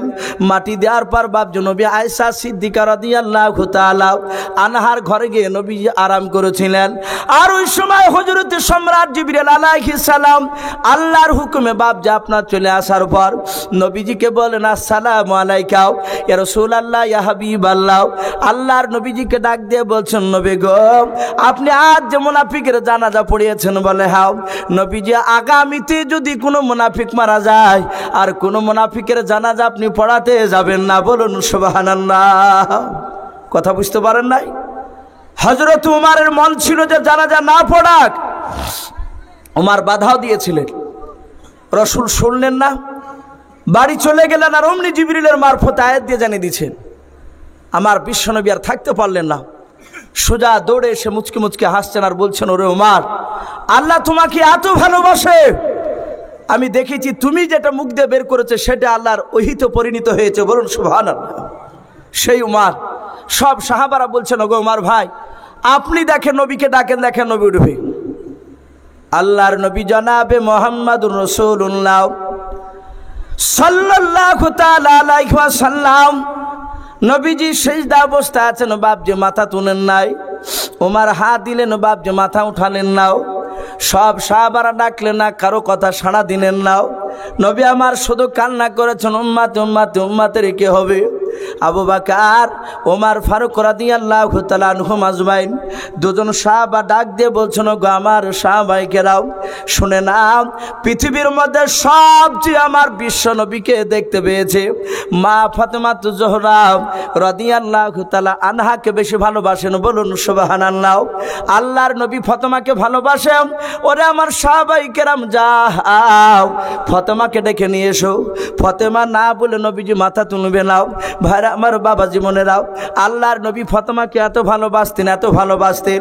কিতাবে পাওয়া যায় আল্লাহর নবী যখন সাহাবাদের কিনে বক্তব্য রাখতেন, মা ফাতেমা জোহরা রাদিয়াল্লাহু তাআলা আনহা বিবাহ হওয়ার পর বাবা হযরতে আলীর বাড়ি থেকে নবীর কাছে আসতেন কোনো কাজ বিষয় নিয়ে। আল্লাহর নবীজি দেখতেন ফাতেমা আসতেছে বাবা, সাথে নবী আমার ফাতেমাকে বাপজি 50 হাত দূরে থাকতে বাবা নবীর জায়গা থেকে নবী উঠে গিয়ে ফাতেমার কাছে চলে যেতেন। বলুন সুবহানাল্লাহ। সাহাবারা ডাক দিয়ে বলছেন নবী গো আমি আপনার মুখে শুনেছি অন্য মানুষকে দেখলে দাঁড়াতে নিষেধ করেছেন, যে আসবে পরে যদি আসে এসে পরে জায়গায় বসবে। সব মানুষের পেছনে বসবে, তাকে আপনার সামনে জায়গা দিতে নিষেধ করেছেন। ওগো আল্লাহর নবী, কোনো মানুষ দেখে আপনি দাঁড়াতে নিষেধ করেছেন, কিন্তু আপনাকে লক্ষ্য করে দেখতে পাই ফাতেমা আসলে আপনার কেন বসে থাকতে পারেন না? কেন আপনি দৌড়ে ফাতেমার কাছে যান? আল্লাহর নবী ডাক দিয়ে বলেন, ওগো আমার সাহাবায়ে কেরাম শুনে নাও, ফাতেমার মান মর্যাদা তুমি জানো না, তোমরা জানো না। আমার ফাতেমা জান্নাতের নারীদের সরদারনি, বলুন সুবহানাল্লাহ। সরদারনি বিটি কলিজার টুকরা ফাতেমা আসে, আমি তাকে না দাঁড়িয়ে আর থাকতে পারি না। আমি দৌড়ে গিয়ে ফাতেমার কাছে গিয়ে জিজ্ঞাসা করি, রে মা, কেন তুমি আমার কাছে আসতেছো? বলো। আল্লাহ রসুল বাপজি ফাতেমাকে এত ভালোবাসতেন, এত ভালোবাসতেন। ফাতেমা বাপজি 40 দিনকার মা আয়েশা সিদ্দিকা রাদিয়াল্লাহু তাআলা আনহুর ঘরের আনহা ঘরের হাদিস বলে বাপজি 40 দিনকার বাপজি মা আয়েশার ঘরের হাদিস বলে একটি বই লেখা আছে। ওই বইটাতে মা ফাতেমা জোহরা রাদিয়াল্লাহু তাআলা আনহার বাপজি এত দামি একটা ঘটনা তুলে ধরেছেন। বাবা, আল্লাহর নবী ফাতেমাকে এত ভালোবাসতেন, এত ভালোবাসতেন। আল্লাহর নবী জনাবে মুহাম্মদুর রাসূলুল্লাহ সাল্লাল্লাহু তাআলা আলাইহি ওয়াসাল্লাম বলেন, তখন ফাতেমার বয়স মাত্র 2.5 বছর। কত বললাম? মাত্র কলিজার টুকরা বিটি ফাতেমার 2.5 বছর বয়স। 2.5 বছরের বাচ্চা বাপ যে আপনার ঘুটঘুটে হাঁটতে শিখে। আল্লাহর নবী জনাবে মুহাম্মদ রাসূলুল্লাহ বলে, আমি সেই দিনকা কলেমার দাঁত দিতে বাইরে বেরিয়ে গিয়েছিলাম। আর ওই সময় মা ফাতেমা জোহরা রাদিয়াল্লাহু তাআলা আনহা আমার বিবি খাদিজাতুল কুবরার কাছে বসেছিল। মা পিটিতে বাপ যে বসে আছে, হঠাৎ করে ফাতেমা জোহরা নিজের মাকে ডাক দিয়ে বলেন, মা, আমি অমুক জিনিসটা নিব, মা আমাকে নিয়ে এসে দাও। ফাতেমা জোহরার আওয়াজ শুনে তার মা বললেন, ওগো মা, ওগো আমার কলিজার টুকরা বিটি ফাতেমা, ওই জিনিসটা আমাদের বাড়িতে এখন নাই। বলে, না মা, এখনই নিব। বলে, মা রে, এখন নাই, তোর আব্বা আসবে, তখন আমি তোমার আব্বাকে আনতে বলবো, তোমার আব্বা নিয়ে এসে দেবে। দেখবেন আমাদের ঘরের কিছু বাচ্চা ছেলেরা তারা জিদ ধরে, বাবা অমুক জিনিসটা দে, নালে কান্না বন্ধ করে নাও। কিন্তু বিশ্ব নবীজির কলিজার টুকরা বিটি কান্না করতে লাগলেন, বারবার বলেন, মা তুমি আমাকে নিয়ে দাও। আমাদের কিছু ছেলেরা জিদ করলে কিছু জানোয়ার বাপ যে বাপ মা থাকে, দেখবেন বাচ্চা ছেলে অবুঝ বুঝে না, বারবার চার কারণে বাবা ওই জানোয়ার বাপ মায়ে বাপ যে ছেলেকে ধরে ধরে মারে না, এরকম অনেক বাপ যা আপনার রয়েছে। হযরত বিশ্ব নবীজির কলিজার টুকরা বিটি ফাতেমা বারবার চাইতে লাগলেন। খাদিজাতুল কুবরা বলে, মা নাই, তোমার আব্বা আসবে, দিমো নিয়ে এসে তোমার আব্বা নিয়ে এসে দেবে। বলে, মা তুমি এখনই নিয়ে এসে দাও। বলে, না আমি এখনই নিব। আর বলে, না রে মা নাই। কিন্তু খাদিজাতুল কুবরার কাছে কয়েকবার চাওয়ানোর কারণে খাদিজার আগে থাকতে না পেরে বাবা মা ফাতেমা জোহরা রাদিয়াল্লাহু তাআলা আনহার বাম দিকের গালে বাপ যে একটা ঠাস করে আপনার থাপ্পড় বসে দিয়েছে। আল্লাহ রাসূলের কলিজার টুকরা বিটির গালে দাগ বসে গিয়েছে, 5টা আঙ্গুলের দাগ লাল হয়ে গেছে। নবীজির বিটি বলেন, মা তুমি আমাকে মারিলে? বলে, হ্যাঁ রে মা, তুই বারবার কেন আমার কাছে জিনিসটা চাইছিলি বল? আমি নাই বললাম আর তুই শুনছিস না, আমি থাকতে না পেরে আগে মেরে দিয়েছে। আমার নবীজির কলিজার টুকরা বিটি কান্না করেছেন আর বলেন, মা আমি আব্বুর কাছে গিয়ে বলবো তুমি আমাকে মেরেছো। আল্লাহর নবী বলেন, আমি ওই সময় বাড়িতে ছিলাম না। নবীজির কলিজার টুকরা বিটি ফাতেমা জোহরা রাদিয়াল্লাহু তাআলা আনহা বাড়ি থেকে বাপ আপনার বেরিয়েছেন আব্বাকে খোঁজার জন্য। নিজের আব্বাকে বলবে, মা আমাকে মেরেছে গালে। আর ওই সময় সারা পৃথিবীর দুরূহ নবী জনাবে মুহাম্মদুর রাসূলুল্লাহ সাল্লাল্লাহু তাআলা আলাইহি ওয়াসাল্লাম বিশ্ব নবী আমার ডাক দিয়ে, বাপ যে নাই। বাড়িতে যখন আপনার প্রবেশ করেছিলেন, বাড়ির দরজার বাইরে কলিজার টুকরা বিটি ফাতেমাকে কান্না করতে দেখে আল্লাহর নবীজি ডাক দিয়ে বলেন, মা বলো তুমি কেন কান্না করেছো বলো। ফাতেমা তো জোহরা কাদার বলেন, আব্বা এই দেখেন আমার গালে দেখুন আমার মা খাদিজাতুল কুবরা মেরেছে। আল্লাহর নবী তাকে দেখলেন সত্যি 5টা আঙ্গুলের দাগ বসে আছে। বিশ্ব নবী আমার চিন্তা করলেন, হাত দিয়ে বুলালে হয়তো ব্যথা পাবে আমার মাও। ডাক দিয়ে বলেন, মা তোমার গালটা একটু আমার মুখের গুঁড়ি নিয়ে এসো। আল্লাহর নবীর পবিত্র বরকত তোমার জিভটা বের করার পর নবীজির পবিত্র থুতু খানা দিয়ে বাপ নিয়ে আমার বিশ্ব নবীজির বাপ যে আপনার কলিজার টুকরা পেটের বাম দিকের গালে বাপজি জিভ দিয়ে নাড়তে লাগলেন। বললেন, মা ভালো হয়ে যাবে, আর তুমি কান্না করো নাও। আল্লাহর নবী জনাবে মোহাম্মদ রাসূলুল্লাহ সাল্লামের থুতু এত দামি, এত বরকতময় বাবা। আপনারা সকলেই জানেন হযরত আবু বকর সিদ্দিক রাদিয়াল্লাহু তাআলা আনহু যেদিন মক্কা থেকে মদিনায় বাপজি পালিয়ে যাচ্ছিলেন, ওই রাস্তায় এক না দুই না বাবা 13 দিন বাপজি সময় লেগেছিল মক্কা থেকে মদিনায় যেতে। এই 13 দিন রাস্তার মধ্যে বাবা একটা গারে সুর বলে বাপজি একটা জায়গা ছিল, ওই গুহার ভিতরে আবু বকর বিশ্বনবীকে পায়ে মাথায় করে নিয়ে বাপজি ঘুমিয়েছিলেন। আর ওই সময় আল্লাহর নবী জনাবে মোহাম্মদ রাসূলুল্লাহ সাল্লামকে নাই বাবা আবু বকরকে সাপে কামড়ে দিয়েছিল, সাপে বিষ জর্জরিত হয়েছিল আবু বকর। কিন্তু আবু বকর ডাক দেয় না নবীকে, কিন্তু নবী চেতন হওয়ার পর নবীর এক ফুটা থুতু লাগানো তো বাবা বিষ পানি হয়ে গিয়েছিল। বলুন সুবহানাল্লাহ। ভাই আরেকটু বসে যায়, কারণ প্রচণ্ড গরমের রাত্রি, আর 11:30 প্রায় পার হতে চললো। আর দু চার কথা বলি, ইনশাল্লাহ দোয়া হবে, আমরা আখিরি দোয়া নিয়ে বাড়ি যাবো ইনশাল্লাহ। আর যারা খাবার খেতে যাচ্ছেন তাদেরকে তো আর মানা করা যাবে না, কিন্তু খাবার সকলে বাপজি খেয়ে যাবেন। আর একটু বসে আমরা। আর ইন্তাজ ভাইকে বলবো, ভাই আপনি যেখানে থাকুন আপনি তাড়াতাড়ি স্টেজে আসুন। ইন্তাজ ভাই, রাত্রি প্রচণ্ড গরমে রাত্রি, এমনি তো পাখার তলে বসে থাকতে পারা যাচ্ছে না, তাতে আবার আপনারা বিনা পাখার তলে এদিক ঘেরা কষ্ট হচ্ছে বুঝতে পারছি।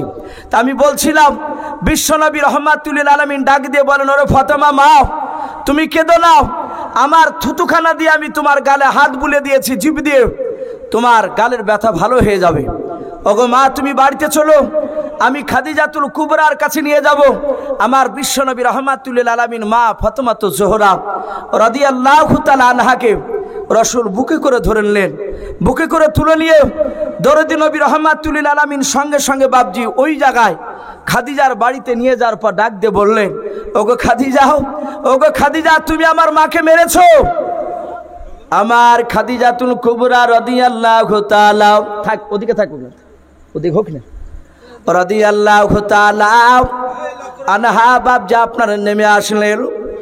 আসার পর আল্লাহর রসুলের কাছে হাত দুখানা জোড় করে ফাতেমাতুজ জোহরা রাদিয়াল্লাহু তাআলা আনহা নাই খাদিজাতুল কুবরা ডাক দিয়ে বলছেন, গো আমার নবীজি আমি অন্যায় করেছি, আর কোনোদিন আমার মা ফাতেমাকে মারব না। আল্লাহর নবীজির কাছে মাপ চাইতে লাগলেন। নবী বলেন, ওগো খাদিজা, ওগো খাদিজা শুনে নাও। ওরে খাদিজা তুমি আমার ফাতেমাতুজ জোহরাকে তুমি তো জানো এত ভালোবাসি। বলে হ্যাঁ নবী আপনি ভালোবাসেন এটা আমি ভালো জানি। আল্লাহর নবী কাদার নবীজির বিটি ফাতেমাকে গালে মুখে ছোঁয়া দিয়ে বলেন, ওগো আমার খাদিজাও তুমি জানো আমি মা বলে আমি আমার মা আমিনাকে ডাকতে পাই না। ওরে আমার খাদিজা, আমি আমার মা আমিনার পেটে যখন 6 মাসের যখন বাচ্চা ছিলাম, ওই সময় আমার আব্বা সিরিয়া ব্যবসা করতে গিয়ে আর তাজা ফিরে আসে না, ইন্তেকাল করে গিয়েছে মাকামে আবওয়ায়, ওখানে দাফন করা হয়েছে। ওরে আমার শুনে নাও খাদিজা, আমি মার পেট থেকে জন্ম যখন নিলাম, আমি 4-5 দিনকার বাচ্চা, সেই সময় আমার দুধমা হালিমা তো সাদিয়া রাদিয়াল্লাহু তাআলা আনহা আমাকে মানুষ করবো বলে নিয়ে গিয়েছিল। আমি দাইমার কাছে চলে গিয়েছিলাম, তার বাড়িতে 6 বছর ধরে আমি ছিলাম। 6 বছর ফুলতে 1 মাস বাকি ছিলাম। ওরে খাদিজা তারপর আমি বাড়ি আসলাম। আসার পর আমি মাকে মা কয়েকবার আমি ডাকার পর আমি আমার আব্বাকে দেখার জন্য আমি নানার বাড়ি গিয়েছিলাম। নানার বাড়ি থেকে আসার পথে আমি আমার আব্বা জানের কবরখানা জিয়ারত করতে গিয়েছিলাম। কবর জিয়ারত করে এসে আমার তাজা মাকে আর দেখতে পাইলাম। ওরে খাদিজা আমি আমার মাকে আমি মা মা বলে বেশি দিন ডাকতে পাইলাম। খাদিজা তোমার পেট থেকে আমার মা ফাতেমাতুজ জোহরা রাদিয়াল্লাহু তাআলা আনহা যেদিন জন্ম নিয়েছিল রে আমার খাদিজা, তুমি তো ভালো জানো আমি সেই দিনকে আমার বিটির নাম রেখেছিলাম ফাতেমা, কিন্তু আজ পর্যন্ত আমি ফাতেমা বলে আমি বেশি ডাকি নাই।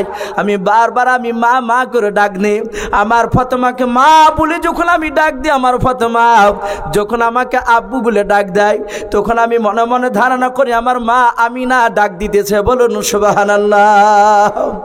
ওরে খাদিজাতুল কুবরা তুমি আবার ফাতেমাকে চড় মারো না গালে, তুমি বিশ্বনবীর কলিজাতে তুমি থাপ্পড় লাগিয়ে দিয়েছো।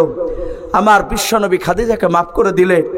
সেই নবীজির কলিজার টুকরা বিটি মা ফাতেমাতুজ জোহরা রাদিয়াল্লাহু তাআলা আনহাকে বাপজি ডাকা হলো। মা ফাতেমাতুজ জোহরা রাদিয়াল্লাহু তাআলা আনহা তিনি যার পর বিশ্বনবীর পেছনে গিয়ে বলছেন, আসসালামু আলাইকা ইয়া রাসূলুল্লাহ, ওগো আব্বাজান, ইরফাউ রাসাকা, আপনি মাথাটা উঠান। বিশ্বনবী মাথাটাকে বাপজি তুললেন।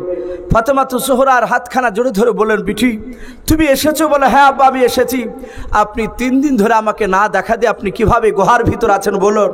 নবীজি বলেন, ওরে আমার বিটি ফাতেমা, আমার উম্মত, আমাকে জিবরিল আলাইহিস সালাম বলেছেন যে আমার গুনাহগার উম্মতি তারা 7 নম্বর জাহান্নামের দরজা দিয়ে জাহান্নামে চলে যাবে।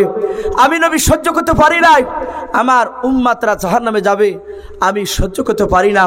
ওরে আমার ফাতেমা, এই জন্য আমি কালতে কালতে উম্মতের চিন্তা করতে করতে আমি জঙ্গলে গুহার ভিতরে এসে আমি 3 দিন ধরে কেঁদেছি।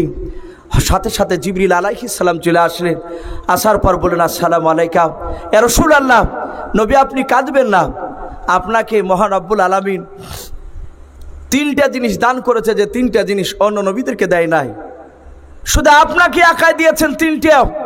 আদম আলাইহিস সালাম থেকে ঈসা রুহুল্লাহ আলাইহিমুস সালাম পর্যন্ত কোনো নবী রাসূলকে দেয় নাই। বলে সেই 3টা জিনিস কি বলো? ডাক দিয়ে বলছে, নবী আপনি কাঁদবেন না। প্রথম নাম্বার, আপনার ডান দিকের কাঁধে দেখেন একটা কবিতর ডিমের সমান গোস্তের টুকরা আছে সবুজ রঙের, ওটাকে বাপজি আরবিতে মাহারে নবাত বলা হয়।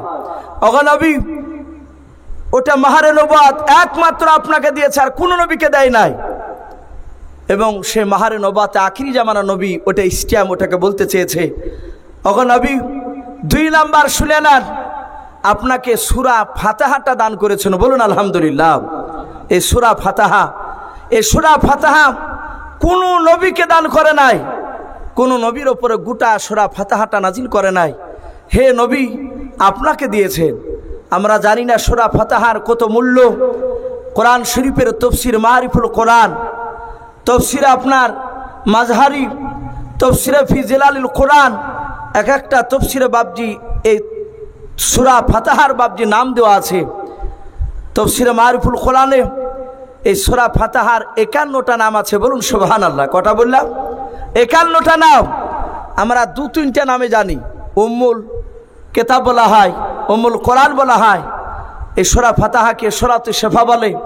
আমরা অনেকে আবার আলহামদু সূরা বলেও জানি না, কিন্তু সূরাতুল কানজ অনেক বাপজি এভাবে 51টা বাপজি সূরা, এই সূরা ফাতিহাটার শুধু নাম দেওয়া আছে। এই সূরা ফাতিহার ব্যাপারে বলা হয়েছে আর সে আজিমকে বাপজি 4 জন ফেরেশতাতে বাপজি ধরে আছে, 4 জন ফেরেশতায়। আর ওই 4 জন ফেরেশতা আবার একটা ফেরেশতার মাথার উপরে বাপজি পা রেখে দাঁড়িয়ে আছে। ফেরেশতাটা এত বড় যে ফেরেশতাটার মাথার উপরে 4 জনা ফেরেশতা সিংহাসন নিয়ে দাঁড়িয়ে আছে। যে ফেরেশতাটার মাথার উপরে দাঁড়িয়ে আছে সে ফেরেশতাটার গোটা কপালে সূরা ফাতিহা লেখা আছে, বলুন আলহামদুলিল্লাহ। আলহামদুলিল্লাহ, এই সূরাটা পুরা লেখা আছে। এবং ওই ফেরেশতাটার কাছে রহমতের ফেরেশতা 1 নয় 2 নয়, তার 2 দিকের কাঁধে ৭৭,০০০ ফেরেশতা, তারা 24 ঘন্টা রাতে দিনে সব সময় কিয়ামত পর্যন্ত ওই সূরা ফাতিহাটা তেলাওয়াত করতেছে, বলুন সুবহানাল্লাহ। ওরা কতটা পর্যন্ত করছে? ওরা কতটা পর্যন্ত করছে তাও লিখেছে, ইয়্যাকা না'বুদু ওয়া ইয়্যাকা নাস্তাঈন। আলহামদু থেকে নিয়ে ইয়্যাকা না'বুদু এখান পর্যন্ত বাপজি তারা এই বারবার শুধু পড়ছে। জিবরিল আলাইহিস সালাম ডাক দিয়ে বলেন, গো নবী, আপনার, হে নবীজি, আপনাকে একটা না ইয়্যাকা না'বুদু শুধু নাই, গোটা সূরা ফাতিহাটাকে আপনাকে দান করে দিয়েছেন, আপনার উপরে কোরআনের মধ্যে দিয়ে দিয়েছেন আল্লাহ। এই সূরা ফাতিহার এত মূল্য, আপনার কোন উম্মতি যদি তারা মহব্বত দিয়ে যদি 5 ওয়াক্ত নামাজ পড়ে, আমার আল্লাহ আপনার ওই উম্মতিকে কোনোদিন জাহান্নামে দিবে না, জোরে বলুন সুবহানাল্লাহ। অবশ্যই তাকে জান্নাতে দিবে। হে নবী, আপনি কাঁদবেন না। আর একটা জিনিস, সেটা হচ্ছে কিয়ামতের ময়দান আপনাকে মাকামে মাহমুদ দান করা হবে, বলুন সুবহানাল্লাহ। মাকামে মাহমুদ নামক একটা জায়গা, যেটা জাহান্নামের সাইডে আপনার রাখা হবে। জাহান্নামে মানুষ যাবে, তার সাইডে আপনাকে মাকামে মাহমুদ, জান্নাত জাহান্নামের মিডিল জায়গায় ওই চেয়ারটা আপনাকে দেওয়া হবে। জায়গাটা যেই চেয়ারটা আদম আলাইহিস সালাম থেকে নিয়ে ঈসা রুহুল্লাহ আলাইহিস সালামকে কাউকে বসতে দেওয়া হবে না, কেউ বসতে পারবে না। হে নবী, শুধু আপনি ওই চেয়ারটাতে বসবেন, ওই জায়গায়, ওই জায়গাটা আপনাকে দান করা হয়েছে, আপনি ওখানে বসবেন। আর আপনার সামনে দিয়ে পথ আর আপনার উম্মাতারা জাহান্নামে যাবে। হে নবী, আপনার যাকে যাকে পছন্দ হবে, মন চাইবে, আপনি হাত দিয়ে ধরবেন আর জান্নাতের দিকে, রাস্তার দিকে দিবেন। আল্লাহ তাদেরকে জান্নাতে দিবেন। জোরে বলুন সুবহানাল্লাহ। হে নবী, আর কাঁদেন না। আল্লাহ নবীকে আবার বলুন, হুজুর, প্রকৃতি যদি আপনার উম্মাত হয়, উম্মাতি যদি হয়, তাহলে কিয়ামতের ময়দানে কোনোদিন জাহান্নামে যাবে না। বাপজি আমার সোনা লালেরা, কিয়ামতের ময়দান খুব কঠিন হবে, খুবই কঠিন হবে। কোনো মানুষের বাপজি তফসির কারণ লিখেছেন, কোনো মানুষের নিজের ঘাম ঝরে ঝরে ঝরে ঝরে, আজ যেমন গরমে আমাদের পেশানি ঘাম যেমন ঝরছে, কিয়ামতের ময়দানে বাপজি ঝরবে। এই ঘাম ঝরে ঝরে বাপজি কিয়ামতের ময়দানে কারো হাঁটু পর্যন্ত পানি হবে, কারো কোমর পর্যন্ত হবে, কারো বুক পর্যন্ত হবে। আর যারা ইমানদার হবে তারা আরশে ছায়ার তলে দাঁড়িয়ে থাকবে, বুঝতে পারবে না। বলুন সুবহানাল্লাহ। ওই দিনটা হবে 50,000 বছরের সমান। একটাই দিন হবে কিয়ামতের ময়দান। ইমানদাররা জানতে পারবে না, তাদের এত তাড়াতাড়ি হিসাব নেওয়া হবে। বেঈমানরা বাপজি তাদের দিন যাবে না। আল্লাহ রসুল সাল্লাল্লাহু তাআলা আলাইহি ওয়াসাল্লাম বলেন, কিয়ামতের ময়দানে বেঈমান আবু জেহেল আমার প্রতিবেশী চাচা, সেই কিয়ামতের ময়দানে আপনার সূর্যের তাপে সহ্য করতে না পেরে তার মাথা এত রৌদ্র লাগবে, তার এই জিভটা বাপজি নাভি পর্যন্ত ঝুলবে, তার জিভ দিয়ে আপনার পানি ঝরবে, পানির জন্য ছটফট করবে। আবু জেহেল বেঈমান চিৎকার করে বাপজি ডেকে বেড়াবে, ভাই কোনো জায়গায় পানির ব্যবস্থা হবে না, ভাই কোনো জায়গায় পানির ব্যবস্থা হবে না। তখন এক শ্রেণীর মানুষ ডাক দিয়ে বলবে, ভাই ওই দেখো মানুষের সমাগম দেখতে পাচ্ছ? বলে, হ্যাঁ, ওই জায়গাতে মুহাম্মদ সাল্লাল্লাহু আলাইহি ওয়াসাল্লাম বলে নাম, আব্দুল্লাহর সন্তান, সেই ব্যক্তি কাউসারের পানি পান করাছেন। বলুন সুবহানাল্লাহ। আবু জেহেল বলবে, কার ছেলে? বলে, আব্দুল্লাহর ছেলে। বলে, তার বাড়ি কি মক্কা নগরে ছিল? বলে, হ্যাঁ। আবু জেহেলের বুকটা আশাটা বড় হয়ে যাবে, বুক ভরা আসেনে চিন্তা করবে, নিশ্চয় মুহাম্মদ সাল্লাল্লাহু আলাইহি ওয়াসাল্লাম আমাকে দিবে। আমি দুনিয়াতে এত মেরেছি, তাও নবীজিকে ডাক দিয়েছে, নবী চলে গিয়েছে। আমি নবীর কাছে গেলে নিশ্চয় নবী আমাকে এক গ্লাস পানি না দিয়ে থাকতে পারবে না। এত দরুদ নবী আমার ছিলেন। বেঈমান আবু জেহেল বাপজি মানুষকে ফাড়ি দিতে দিতে দিতে দিতে দিতে আল্লাহ রসুলের কাছে চলে যাবে। যার পর ডাক দিয়ে বলবে, ওগো ভাতিজা, তুমি আমাকে কি চিনতে পারো নাই? আল্লাহ রসুল বাপজি কাউসার পানি হাতে করে নিয়ে গিলাসে করে নবী আমার আবু জেহেলের চেহারার দিকে চেয়ে চিনতে পারবে না আবু জেহেল চাচাও। নবী বলবেন, অবশ্যই চিনতে পেরেছে চাচা। ডাক দিয়ে বলবে, ভাতিজাও, গোটা ময়দানে পানি কোথাও খুঁজে পাই নাই, শুধু তোমার এই জায়গা দেখতে পাচ্ছ পানি। ও ভাতিজা, তাড়াতাড়ি পানি দাও, আমি আর সহ্য করতে পারছি না, মনে হচ্ছে বুকটা ফেটে যাবে। আল্লাহর নবী জনাবি মুহাম্মদ রাসূলুল্লাহ সাল্লাল্লাহু তাআলা আলাইহি ওয়াসাল্লাম বিশ্ব নবী দরুদ নবী আমার মায়াতে থাকতে না পেরে বাবা, নবী যেমন আপনার দুনিয়াতে মায়া ছিল, ওই কিয়ামতের ময়দানে উম্মতের উপর মায়া করবে। আল্লাহর নবী জনাবি মুহাম্মদ রাসূলুল্লাহ দুনিয়াতে এত মায়া ছিল বাপজি, বহু হাদিসের কিতাবে পাওয়া যায়। নবী আমার সিজদায় পড়ে আছেন মক্কা নগরে নামাজের হালাতে। উতবা সাইবা আবু জেহেলরা সহ বাবা, এরা সবাই মিলে আলোচনা করে 4 পাহাদিনিকার বাবা উটের পাচা ভরে নিয়ে এসে আল্লাহর নবীজির মাথার উপরে যখন তুলে দিলাম, নবী আপনার ছটপাট করেছে পচা নাড়ি ভুড়ি নিয়ে বাপজি আপনার ফেলার জন্য।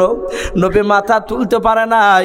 উতবা সাইবারা ভুড়িখানা নবীর মাথায় দিয়ে বাপজি ধরে চেপে আছে। নবী যেন মাথা না তুলতে পারো, অনেকক্ষণ ধরে দুর্গন্ধ যেন নবী যেন খায়। আল্লাহ রসুলের কলিজা টুকরা বিটি ফাতেমার কাছে গিয়ে বলে, ওরে ফাতেমা, তোমার আব্বা মনে হার বেঁচে থাকবে নাও।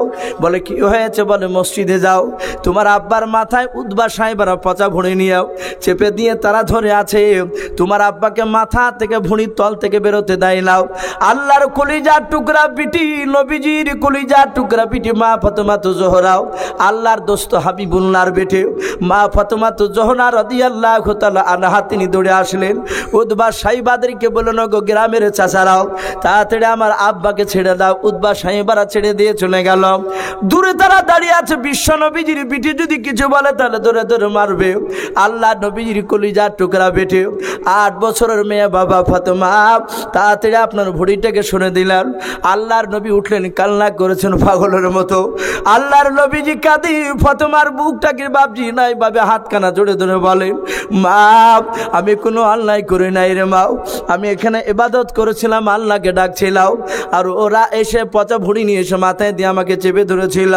ওরে মা আমি তো এদের কোনো অন্যায় করি নাই। বিশ্ব নবীজির কলিজা টুকরা পিঠে হাত দুখানা তুলে বলেন, আল্লাহ আমার আব্বাকে যারা কষ্ট দিয়েছে এদেরকে তুমি কষ্ট দিও। আল্লাহর নবী ফাতেমার হাত দুখানা জোরে ধরে বলেন, ওরে কলিজা টুকরা পিঠে শুনে নাও, না না ওটা বহুত দোয়া করতে হয় নাও, শুনে না তোমার আব্বাকে অন্য নবীদেরকে আল্লাহ বলেন না, কিন্তু তোমার আব্বাকে আল্লাহ কোরআনে বলেছেন আমার সালানা কাও ইল্লা রহমাতাল লিল আলামিন। হে নবী আপনাকে রহমতের ভান্ডার থেকে রহমতের নবীকে আমি পাঠিয়ে দিয়েছি। ও ফাতেমা তু জোহরা রহমতের লাকাব দিয়েছে তোমার আব্বাকে, আর অন্য নবীকে দেয় নাই। না না তুমি বদ করো না রে। ওরে ফাতেমা শুনে না, ওরা আজ আমাকে চিনতে পারে না, আগামীতে হয়তো তার সন্তানরা চিনতে পারবে। বলুন সুবহানাল্লাহ। এত দয়ার নবী, মায়ের নবী আমার, বিশ্ব নবী আমার আবু জেহেলের ওই বুক ভরা কাল্লা বাপ যে আপনার দেখা থাকতে পারেন নাও, এক গ্লাস পানি নিয়ে বাপ যে দিতে গিয়েছেন, আর সাথে সাথে আবু জেহেল হাত বাড়িয়ে নিতে যাবে আল্লাহ নবীজির কাছে, বাবা নবী দিতে যাবে পানিখানা, আর ওই সময় আল্লাহর কুদরাতি পাঁচিলখানা বাবা নবীজির আর আবু জেহেলের মাঝখানে পড়ে গেল। আবু জেহেল হাত দিতে গিয়ে দেখে বাবা পাঁচিলে হাত পড়েছে, ডাক দিয়ে বলো ভাতিজা কিছু দেখতে পাওয়া যায় না, কিন্তু তোমার হাতের কাছে কেন হাত আমার যায় না? আল্লাহর নবীজি বলেন, চাচা আমি দেখতে পাচ্ছি কুদরাতি পাঁচিল পড়ে গিয়েছে। ও চাচা কেন হলো? আপনাকে তো পানি দিতে যাচ্ছে আমি, আর সাথে আমার মহান রব্বুল আলামিন ডাক দে বলছেন, গো নবী শোকান শোকান এদেরকে পানি আপনি দিবেন না। হে নবী আপনি আবু জেহেল বেঈমানকে পানি দিবেন না, এ আপনার উম্মত হতে পারে না। সারা জীবন মৃত্যুর আগা দিন পর্যন্ত না, মৃত্যুর আগ পর্যন্ত আপনার বিরোধিতা করে গিয়েছে, এ আপনাকে মানে নাই, এ আপনার উম্মত হতে পারে নাই। হে নবী আপনি দিবেন না। শোকান শোকান হে নবী আপনি দূর হয়ে যেতে বলেন, আপনি তাড়ে দেন। নবী বলে শোকান শোকান এ বেঈমান চাচা তুমি এখান থেকে দূর হয়ে যাও, এখান থেকে পালিয়ে যাও। বেঈমান আবু জেহেল গাধার মতো বাপজি চিৎকার করতে করতে কান্না করতে করতে পালিয়ে যাবে। হযরত আবু বকর সিদ্দিক রাদিয়াল্লাহু তাআলা আনহু তিনি কাঁদছেন আর বলছেন, নবী গো সেই দিনকে আমরা কি পাবো? বলে আবু বকর নিশ্চয় পাবে, যদি তোমরা বিশ্ব নবীকে যদি সঠিকভাবে যদি মেনে চলো, আল্লাহর কোরআন অনুযায়ী যদি চলো, তাহলে নিশ্চয় মহান রব্বুল আলামিন তোমাদেরকে সুহুকান করে তাড়বে না, নিশ্চয় ভালোবাসবে। বাপজি আমার সোনা লালেরা, যারা নবীর উম্মাত হবে তাদেরকে বাপজি মহান রব্বুল আলামিন আপনার জাহান্নামে দিবে না, তাদেরকে জান্নাতে দিবে। রাত্রি প্রায় 12টা বাজতে বাপজার 10 মিনিট বাকি আছে। আমি আর লম্বা চড়া করব না, আমি প্রতিটা বাপজি ভাইকে বলবো, মা বোনেরা যারা পর্দার আড়াল থেকে কথাগুলো শুনছেন বসে আছেন, আমি সকলকে বলবো আমরা সকলেই 5 ওয়াক্ত নামাজ পড়ব। বলুন ইনশাআল্লাহ।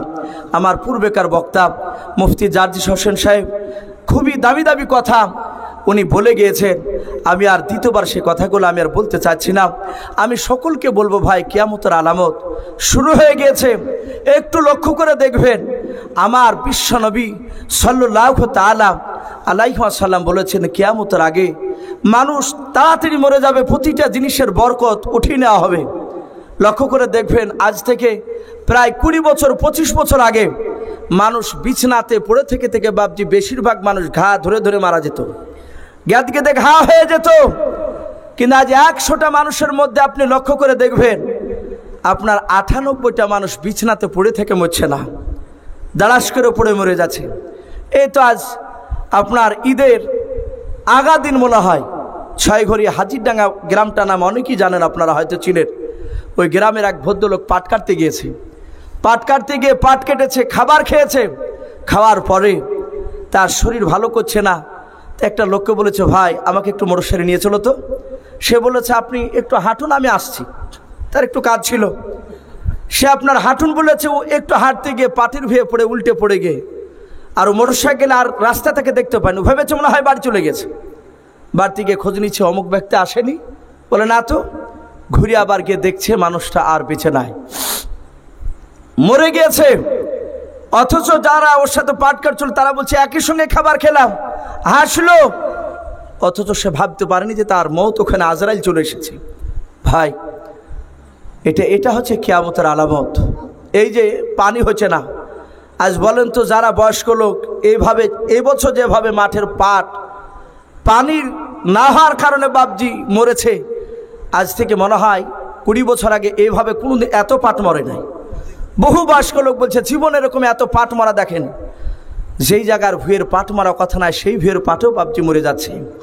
এই যে পানি নাই, এত দোয়া করছে মাওলানা আপনারা সকলে ডাকছে আল্লাহ পানি দাও, কেন কবুল হচ্ছে না? এটা হচ্ছে কিয়ামতের আলামত। আমরা গুনহাতে বাপজি ভরপুর আমাদের হয়ে গিয়েছে। আল্লাহ আস্তে আস্তে আমাদের উপর নারাজ হয়ে যাচ্ছে। জালেম বাদশাহ খাড়া করে দিয়েছে। এই যে জাজি সাহেব নূপুর শর্মা সাহেব কথা বলল, নূপুর শর্মা সে কুত্তা বেঈমানের কথা আলোচনা করলো, গোটা পৃথিবী তার প্রতিবাদ করলো। মানুষ প্রতিবাদ করার মিছিল করেছে, কিন্তু 5 ওয়াক্ত নামাজ পড়তে যায়নি।